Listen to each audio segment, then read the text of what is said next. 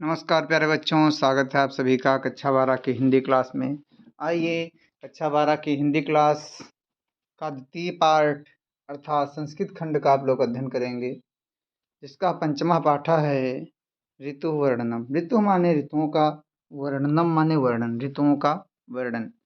एक ऋतु आती है, बड़ा ऋतुओं का वर्णन बहुत ही अच्छा जो है कालिदास जी ने भी किया है। ऋतु संहार में एक एक ऋतु आती है, अपने अपने यौवन, अपनी अपनी जवानी को जो है प्रदर्शित करती हुई नित्य नूतनता को प्राप्त होती है, नित्य यौनता को प्राप्त होती है। उसमें जो है ऋतु संहार में वर्णन किया गया है। लेकिन जो आपकी ये बुक में है, आपके जो सिलेबस में लगी हुई हैं, ये जो ऋतु संहार जो पाठ है, ऋतुओं का वर्णन जो पाठ है, ऋतु संहार से ना लेकर के बल्कि वाल्मीकि कृत रामायण से लिया गया है। वाल्मीकि जी जो है आदि कवि हैं, इन्हें आदि कवि कहा जाता है। और इनके जो है ग्रंथ को या का जो है रचना को, जो रामायण के नाम से प्रसिद्ध है, उसे आदि काव्य के नाम से पुकारा जाता है। वाल्मीकि ने न केवल प्रकृति के बाह्य बल्कि जो है वर्णन में विशद हैं या विशारद हैं या कुशल हैं, बल्कि प्रकृति के अंतः चित्रण में भी उन्होंने कोई भी जो है कमी नहीं छोड़ी है। रामायण के अनेक प्रसंगों में उन्होंने नदी, ग्राम, वन, उपवन, सरोवर, सेना, युद्ध वर्णन, चंद्रोदय, सूर्योदय का बड़ा ही जो है प्रभावपूर्ण एवं सजीव रोचक चित्रण किया है। आइए उन्हीं की ग्रंथ अर्थात आदि काव्य, जिसे आर्ष काव्य के नाम से जाना जाता है, उन्हीं से लिया गया है वर्षा ऋतु वर्णनम। आइए देखते हैं। इसमें 3 ऋतुओं का वर्णन है, वर्षा ऋतु, हेमंत ऋतु और जो है वसंत ऋतु। आइए सबसे पहले वर्षा ऋतु का वर्णन करते हैं। वर्षा ऋतु चल भी रही है, बहुत ही प्रभावोदक होती है, हमारे जीवन के लिए बहुत ही महत्वपूर्ण होती है। आइए देखते हैं वर्षा ऋतु। वर्षा ऋतु क्या है, तो आप सब लोग जानते हैं कि इस समय कौन सी ऋतु चल रही है, वर्षा ऋतु ही चल रही है। आइए देखते हैं वर्षा ऋतु के विषय में। शनै घनानां पल्लवगा प्रबुद्धा विहाय निद्रां चिरसन्निरुद्धाम् अनेक रूपाकृति वर्णनादा नवा अम्बुधारा अभिता नदन्ति। चिर सन्निरुद्धाम, चिर माने चिरकाल से, अनंत काल से, सन्निरुद्धाम मतलब शांत बैठे हुए, चिरकाल से सोए हुए। कौन? प्रबल पल्लवगा, पल्लवगा माने मेढक। चिरकाल से शांत बैठे हुए या चिरकाल से सोए हुए, पल्लवगा मतलब मेढक। और विहाय माने त्याग करके, निद्रा माने नींद को, प्रबुद्धा माने जाग गए हैं, नींद को जो है त्याग करके जाग गए हैं। अर्थात क्यों जाग गए हैं? सुनई घना नाम, अर्थात बादलों की ध्वनि को सुन करके, बादलों की ध्वनि को सुन करके चिरकाल से शांत या चिरकाल से, चिर सन्निरुद्धा मतलब चिरकाल से सोए हुए, पल्लवगा माने मेढक अपनी अपनी नींद को जो है त्याग करके जग गए हैं। अनेक रूपा आकृति, अनेक माने अनेक, रूपा माने रूप, आकृति माने आकृति वाले, अनेक रूप आकृति वाले जो मेढक हैं वो वर्णनादा, वर्णनादा मतलब ध्वनियों का नाद कर रहे हैं। नाद माने ध्वनि होती है, स्वर होते हैं, तो नाद कर रहे हैं अर्थात ध्वनि कर रहे हैं। नवा माने नवीन, अम्ब माने जल की, धारा माने धारा से, अभिता माने तड़ित होकर के, नदंत माने बोलते हैं। अर्थात अनेक रूप आकृति वाले जो मेढक हैं वे विभिन्न प्रकार का वर्णनाद कर रहे हैं। क्यों? क्योंकि अम्बुधारा अभिता, जल की धाराओं से तड़ित होकर के या जल की धारा से जो है युक्त होकर के। अगला देखिए, या ये भी कह सकते हैं कि अनेक रूप आकृति वाले या वर्ण वाले जो मेढक हैं वो बादलों की गर्जना को सुन करके जो है निद्रा को त्याग करके जाग गए हैं और जो है जल की धारा से तड़ित होकर के टर टर की आवाज कर रहे हैं या बोल रहे हैं। बात वही है। आप लोग अगला देखिए क्या है। मत्ता गजेंद्रा मुदिता गवेंद्रा वनेश विक्रांतरा मृगेंद्रा रम्या नगेंद्रा निभृता नरेंद्रा प्रकीर्णितो वारिधरई सुरेंद्रा। मत्ता माने मदमस्त हो गए हैं, मुदिता माने प्रसन्न हो रहे हैं, गवेंद्रा माने सांड। मत्ता अर्थात वर्षा ऋतु में मत्ता गजेंद्रा जो हाथी हैं वो मदमस्त हो रहे हैं, मुदिता गवेंद्रा, जो सांड हैं वो जो मुदित हो रहे हैं, प्रसन्नचित हो रहे हैं, खुशी मना रहे हैं। वनेश और वनों में विक्रांतरा मतलब पराक्रमशील हो रहे हैं। मृगेंद्रा माने जो है वो शेर। सिंह जो है वो वनों में जो है पराक्रमशील हो रहे हैं। रम्या नगेंद्र, रम्या माने रमणी हो गए हैं या सुंदर हो गए हैं। नग माने पर्वत, इंद्रा माने राजा, पर्वतों के राजा अर्थात जो पर्वत हैं, जो बड़े बड़े पर्वत हैं वो क्या हो गए हैं, रमणीय हो गए हैं। किसमें, वर्षा ऋतु में, वर्षा काल में। निभृता माने रोक दिया है, नरेंद्र माने राजाओं ने युद्ध आदि जो कौशल कर रहे थे उसको क्या कर दिया है, रोक दिया अर्थात अपनी यात्राओं को रोक दिए हैं। प्रकीर्णतो धारई सुरेंद्रा, सुरेंद्रा माने देवराज इंद्र के द्वारा बरसाई गई। वार माने जल की, धरई माने धाराओं में, प्रकीर्णतो मतलब खेल कर रहे हैं। और इंद्र के द्वारा बरसाई गई जल की बूंदे हैं उसमें क्या कर रहे हैं, खेल कर रहे हैं। अर्थात हाथी मदमस्त हो रहे हैं, सांड जो है वो प्रसन्न हो रहे हैं, वनों में शेर जो है पराक्रमशील हो रहे हैं या पराक्रमी हो रहे हैं। पर्वत जो है रम्य या रमणीय हो रहे हैं, रम्या अर्थात रमणीय हो रहे हैं। और राजा लोग शांत होकर के युद्ध आदि क्रियाओं को रोक करके इन देवराज इंद्र के द्वारा बरसाई गई जल में क्या कर रहे हैं, जो है खेल कर रहे हैं। अगला देखते हैं, तीसरा बहुत ही अच्छा है। वर्ष प्रवेगा विपुला पतन्ति, प्रवान्ति वाता समुद्रेण वेगा, प्रनष्टकूला प्रवहन्ति शीघ्रं, नद्यो जलम विप्रतिपन्न मार्गा। वर्ष प्रवेगा, वर्ष माने वर्षा की, प्रवेगा माने वेग, विपुला वेग से, वर्ष माने वर्षा की जो बूंदें हैं, और प्रवेगा अत्यंत तेज बूंद से, विपुला माने बहुत सी, पतंत माने गिर रही हैं। अर्थात वर्षा की बूंदें जो हैं बहुत ही तेज वेग से गिर रही हैं। प्रवान्ति वाता, प्रवान्ति माने बह रही हैं, वाता माने हवाएं, हवाएं जो हैं बहुत ही तीव्र गति से चल रही हैं। समुद्रीण वेगा, समुद्र का जो वेग है वो भी तेज हो गया है। प्रनष्ट कूला, नष्ट किनारों वाली। नद्यो माने नदियों का, जलम माने जल, शीघ्रम माने शीघ्रता से के साथ में, प्रवाहंत माने बह रहा, अर्थात जिन नदियों के किनारे नष्ट हो गए हैं ऐसी नदियों का जल जो है शीघ्रता के साथ में बह रहा है। विप्रतिपन्न मार्गा, और मार्ग विप्रतिपन्न माने होता है अवरुद्ध हो गए हैं। मार्गा माने मार्ग, मार्ग जो है रुक गए हैं, अर्थात मार्ग जो है अवरुद्ध हो गए हैं। या यह कह सकते हो कि वर्षा की घनी झड़ी लग जाने से तेज वायु बह रही है, किनारों को तोड़ करके मार्ग बदल करके नदियां जो हैं बड़ी तेज वेग के साथ में या तेजी वेग के साथ में क्या हो रही हैं, बह रही हैं। अगला देखिए, घनोपगूढ़म गगनम न तारा, न भास्करो दर्शनम अभ्युपैति, न वै जलै धरणै वितृप्ता, तमो विलिप्ता न दिशा न प्रकाशा। घनोपगूढ़म, घनोपगूढ़म मतलब घनघोर बादल के कारण या घनघोर बादल के कारण। गगनम आकाश में, न तारा रात्रि में ना तो तारे दिखाई दे रहे हैं, न भास्करो और न दिन में भास्कर का, दर्शनम अभ्युपैत दर्शन हो रहा है। घनघोर बादलों के कारण आकाश में रात्रि के समय ना तो तारे दिखाई दे रहे हैं, न भास्करो न दिन में भास्कर अर्थात भगवान सूर्य का, दर्शनम अभ्युपैत दर्शन हो पा रहा है।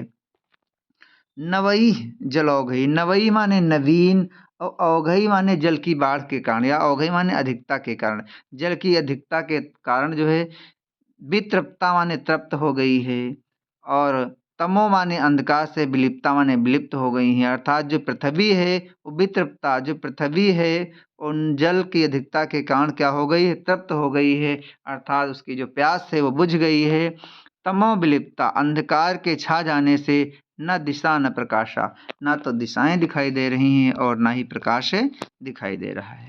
यह कह सकते हैं कि आकाश बादलों से ढका है, अतएव गगनम न तारा, न तो आकाश में रात्रि की अवस्था में तारे दिखाई दे रहे हैं, न दिन में भास्करो, भास्कर का या भगवान सूर्य का दर्शन हो रहा है। पृथ्वी जो है वो जल की बाढ़ के कारण, जल की अधिकता के कारण तृप्त हो गई है, और अंधकार से, तमो विलिप्ता, तम माने अंधकार से, विलिप्ता माने लिप्त या अंधकार से ढकी हुई, ना दिशा न प्रकाशा, ना दिशाएं दिखाई दे रही ना तो प्रकाश दिखाई दे रहा है। आइए 5वां पढ़ते हैं, बहुत ही अच्छा है भी। महान्ति कूटानि महीधराणां धारा विधौत्याति अधिकं बिभान्ति। महाप्रमाणै विपुलै प्रतापै मुक्ता कला परैरुलम्बमानै। महान्ति माने बड़े बड़े, कूटान माने चोटियां, बड़ी बड़ी चोटियां, महीधराणाम माने पर्वतों की ऊंची ऊंची या बड़ी बड़ी चोटियां।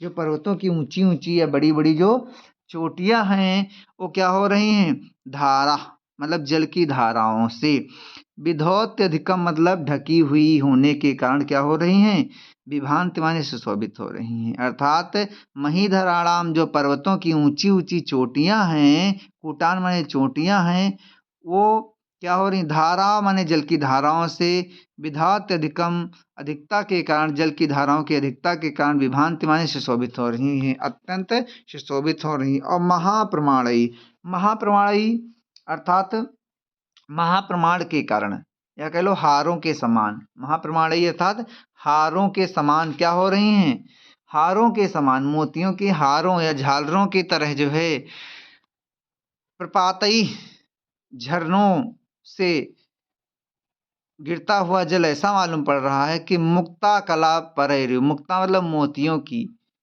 और कला परैरु मतलब कलाएं हो, मोतियों की कलाएं या मोतियों की झालें लंब मानी मतलब लटक रही हो। ऐसा लगता है कि जो है मोतियों की झालरें जो है वो लटक रही हैं, या ये कह सकते हो वर्षा की जल की धारा के कारण। महीधराणाम जो पर्वतों की, कूटानी माने चोटियां हैं, और महांत माने ऊंची ऊंची, जो ऊंची ऊंची पर्वतों की चोटियां हैं वो जो है धारा विधौत्यधिकम विभांति, जल की अधिकता के कारण या जल की धाराओं के कारण सुशोभित हो रही हैं। तो कैसे सुशोभित हो रही हैं, मुक्ता कला परारु लंबमाना प्रपात, अर्थात जल के या जल प्रपात के या झरनों के जल गिरने से ऐसा लगता है कि मानो जो है वे लंबमान ही, अर्थात उस पर जो है सोने की या कनक की क्या पड़ी हो, या मोतियों की झालरें पड़ी हो, इस प्रकार से शोभित हो रही हैं। बहुत ही अच्छा वर्णन था। आइए अगला देखते हैं, हेमंत ऋतु का वर्णन। हेमंत ऋतु का भी बहुत सुंदर सा वर्णन किया है। इसमें देखिए हेमंत ऋतु है, तो हेमंत ऋतु जब जाड़े की ऋतु होती है तो भाई हमारे लिए क्या होता है, जो जल है और जो छाया है वो बहुत ही कष्टकारक होती है, लेकिन धूप जब निकलती है तो वो जो है आनंददायक होती है। उसी का पहले में वर्णन किया गया है। आइए देखते हैं।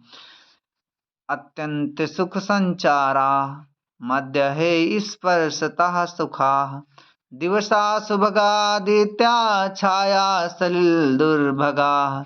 अत्यंत माने अत्यंत, सुख माने सुख का, संचारा मतलब संचार होता है, अत्यंत सुख का संचार होता है या अत्यंत सुख मिलता है। कब, मध्य है, मध्य मतलब मध्य भाग में, अहे मतलब दिन, दिन का मध्य भाग अर्थात दोपहर के समय, स्पर्शतः सुखा, स्पर्श जो दिन के मध्य का भाग होता है उसका स्पर्श जो होता है सुखा मतलब सुखदाई होता है या आनंददायक होता है।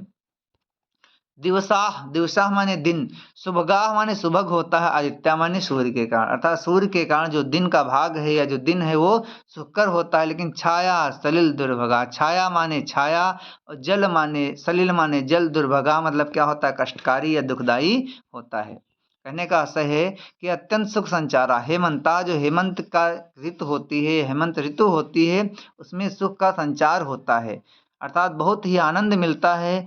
और मध्य है, दिन का जो मध्य भाग होता है उसका जो स्पर्श है या वो जो समय है वो सुखा मतलब अत्यंत सुख को देने वाला होता है, आनंददायी होता है या सुखदायी होता है। दिवसा सुभगा आदित्य, जो दिन होता है वो सूर्य के कारण बहुत ही सुखकर ज्ञात होता है। लेकिन छाया सलिल दुर्भगा, छाया और जो जल होता है वो जो है कष्टकारक या कष्टप्रद जो है लगते हैं। किस ऋतु में, हेमंत ऋतु में। आइए अगला देखते हैं।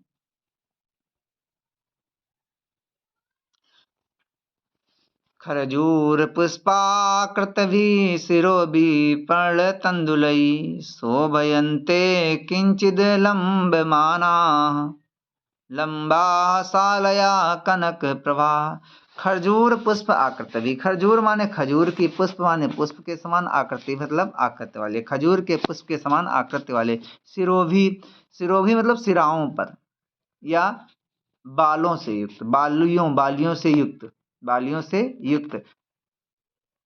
पूर्ण तंदुलई, और तंदुल माने चावलों से झुके हुए, अर्थात खजूर की पुष्प की आकृति के समान बालियों के कारण, बालियां जो है वो पूर्ण तंदुलई, तंदुलों से क्या है, चावलों के कारण क्या है, झुकी हुई हैं। शोभयंते, सुशोभित हो रही। किंचित माने कुछ, लंबमाना माने लटकती हुई, सालया माने धान की बालियां, कनक प्रभाव माने सोने के समान, सोने के समान जो है धान की बालियां जो है वो क्या हो रही हैं, सुशोभित हो रही हैं। अब देख लेते हैं दोबारा इस अर्थ को कि खजूर के पुष्प के आकार के समान, खजूर पुष्प आकृति भी मतलब खजूर के पुष्प के आकृति के समान, पूर्ण तंदुलई, पूर्ण रूप से चावलों से भरी हुई, बालों से युक्त या बालियों से युक्त, और फिर किंचित माने कुछ, लंबा माने लटकती हुई या झुकी हुई, कनक प्रभा माने सुनहले या सोने के समान, सालया मतलब धान की बालियां जो है वो सुशोभित हो रही हैं। आइए अगला देखते हैं। अगला भी बहुत अच्छा है। इसमें पक्षी जो है जाड़े के कारण जल के पास, तालाब के पास या सरोवर के पास में बैठे हुए हैं, लेकिन वो स्नान नहीं कर रहे हैं। क्यों?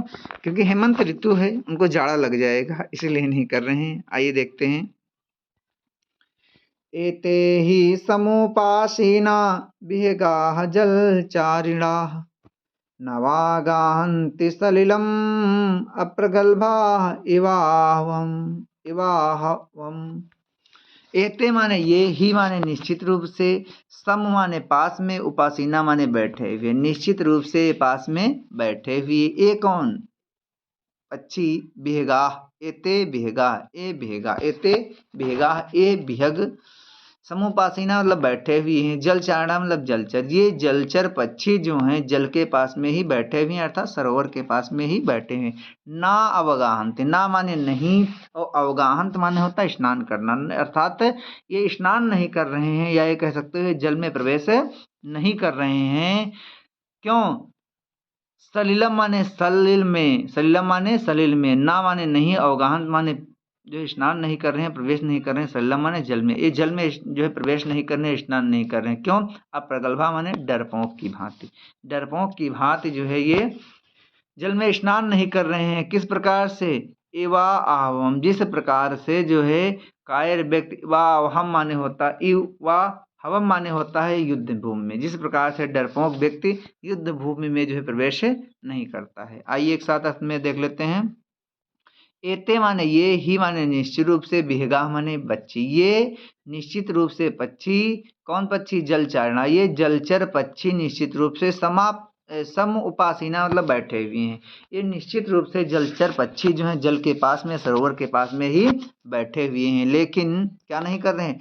नावगाहंति, नहीं स्नान कर रहे हैं। सलिलम माने जल में, ये सलिल या जल में जो है प्रवेश नहीं कर रहे हैं। अब प्रगल्भा माने डरपोक की भांति या डरे होने के कारण। किस प्रकार डरे होने के कारण? इवा हवम माने युद्ध भूमि में, जिस प्रकार से कोई डरपोक व्यक्ति युद्ध भूमि में प्रवेश नहीं करता है, उसी प्रकार से। आइए देखते हैं।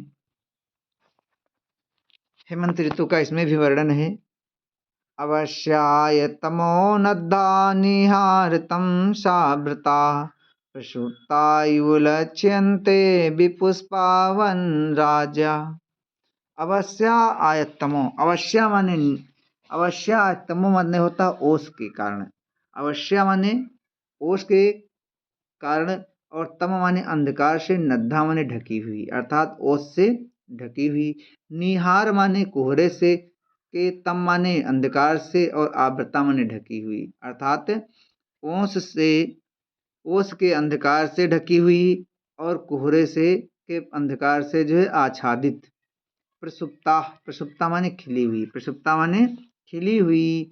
यू माने समान, लक्षणते मतलब दिखाई दे रहे हैं, खिले होने के कारण भी या खिले होने पर भी। बी पुष्पा वन राज्य, बी माने अलग, पुष्पा माने पुष्पों से, वन राज्य मतलब जंगल, जंगल जो है वो पुष्पों से रहित दिखाई दे रहे हैं। कहने का आशय ये है कि अवश्याय तमो नद्धा, अर्थात ओस से ढक जाने के कारण, और निहारतम साव्रता, और ओस, ओ जो है ओस या कोहरे के अंधकार से ढके होने के कारण, ओस से युक्त होने के कारण और कोहरे से ढके होने के कारण प्रसुप्ता खिले होने पर भी लक्ष्यन्ते दिखाई दे रहे हैं।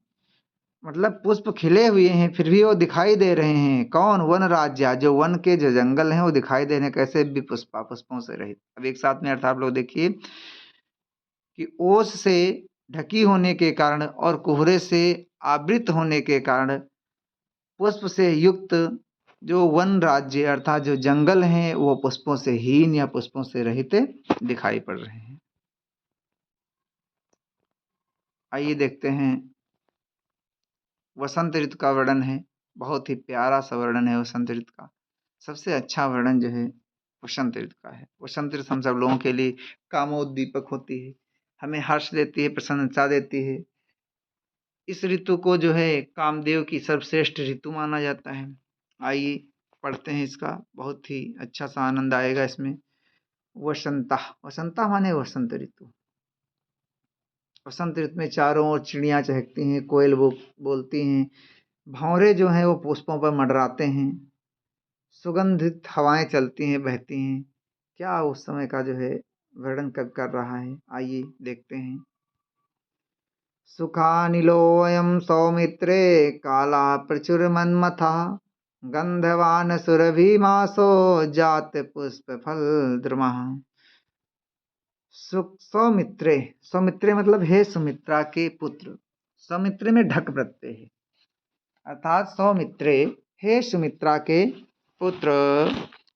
अयम काला, यह समय, यह समय, प्रचुर माने पर्याप्त मात्रा में, मनमथा मतलब काम को उद्दीपक करने वाला है, काम भावनाओं को बढ़ाने वाला है।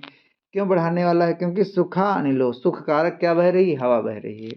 हे सुमित्रा के पुत्र लक्ष्मण, यह जो काल है अर्थात ये वसंत ऋतु का जो समय है, ये आनंददायक वायु के कारण या आनंददायक जो है समीर के कारण जो है प्रचुर मात्रा में काम भावनाओं को क्या करने वाला है? बढ़ाने वाला है। गंधवान, गंधवान माने सुगंध युक्त। सुरभि मासो, जो ये सुरभि का मास है अर्थात जो सुगंध युक्त जो महीना है या चैत्र का जो ये मास है, उसमें जात पुष्प फलद्रुमा, जातकी के पुष्पों पर, ये जातकी के जो लिखा है जात पुष्प फलद्रुमा अर्थात जातकी के पेड़ों पर क्या आ रहे हैं? जातक पुष्प, जातक पुष्प क्या हो गए हैं? लग गए हैं। फिर से देखिए कि हे सुमित्रा के पुत्र लक्ष्मण, वायु के कारण यह जो वसंत काल का समय है वो अत्यंत कामोद्दीपक है या प्रचुर मनमथा मतलब कामोद्दीपक है, काम भावनाओं को बढ़ाने वाला है। और गंधवाह, गंधवान मतलब सुगंध से युक्त। ये सुरभि मास जो महीना है, कौन सा? वसंत का महीना है, जो चैत्र का महीना है, इसमें द्रुमा, द्रुम माने पेड़ों पर क्या आ गए हैं? जात पुष्पक, जात पुष्पक माने जाति के या मालती के पुष्प क्या हो गए हैं? आ गए हैं, या मालती के पुष्प खिले हुए हैं। आइए अगला देखते हैं क्या कहा है। पश्य रूपाणि सौमित्रे वनानां पुष्पशालिनां सृजितां पुष्पवर्षाणि वर्षं तोयमुचामिव। पश्य माने देखो, रूपाण माने रूप, सौमित्रे माने सुमित्रा के पुत्र। हे सुमित्रा के पुत्र, देखो, क्या देखो? वना नाम माने वनों को, पुष्पशाल नाम माने पुष्पों से युक्त अर्थात पुष्पों से युक्त इन, हे लक्ष्मण, पुष्पों से युक्त इन जो है वनों की शोभा को देखो। पश्य माने देखो, रूपाण माने रूप को, सौमित्रे मतलब सुमित्रा के पुत्र लक्ष्मण, वना नाम माने वनों को, पुष्पशाल नाम माने पुष्पों से युक्त। हे सुमित्रा के पुत्र लक्ष्मण, पुष्पों से युक्त इन जो है वनों की रूपाणी माने शोभा को देखो। सृजिताम अर्थात सृजिताम, सृजिताम का अर्थ होता है एक तरह से देखा जाए सृजित करना या जो है इकट्ठा करना भी होता है। तो या जो है बिखेरना भी होता है। तो सृजिताम पुष्प वर्षाण, देखो ये पुष्पों की वर्षा कर रहे हैं। कौन? पहले ही पंक्ति में लिया है वना नाम, ये वन जो है पुष्पों की वर्षा कर रहे हैं। पुष्प वर्षाण, पुष्प माने पुष्पों की, वर्षाण माने वर्षा कर रहे हैं। पुष्पों की वर्षा कर रहे हैं। किस प्रकार वर्षा कर रहे हैं? तोय मुचा म्यू वर्षम, जिस प्रकार से तोय मुचा माने होता है जलमुच, उसी प्रकार तोयमुच चलेगा रूप। तो जलमुच माने होता है या तोयमुच माने होता है बादल।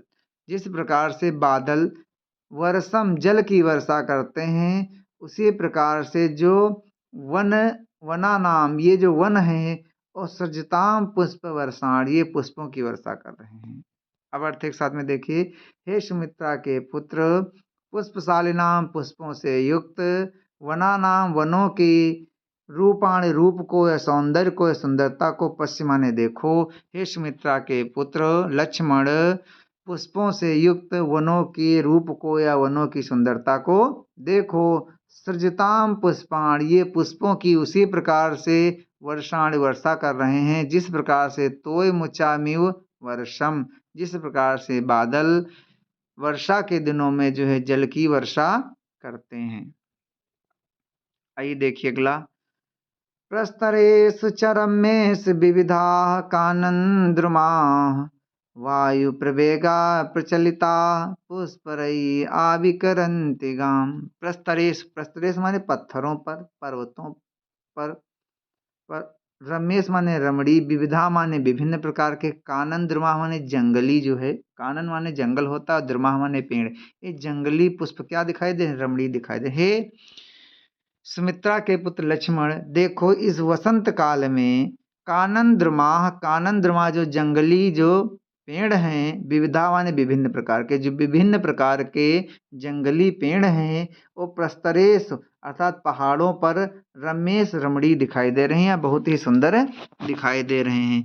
वायु प्रवेगा, वायु के वेग से, प्रचलिता मतलब हिल रहे हैं, वायु वेग प्रचलिता, वायु के वेग से हिलने के कारण, पुष्पई मतलब पुष्पों को, आविकरंत माने फैला रहे हैं, गाम माने पृथ्वी पर, अर्थात वायु के प्रवेग के कारण या वायु के वेग के कारण ये जो वो हैं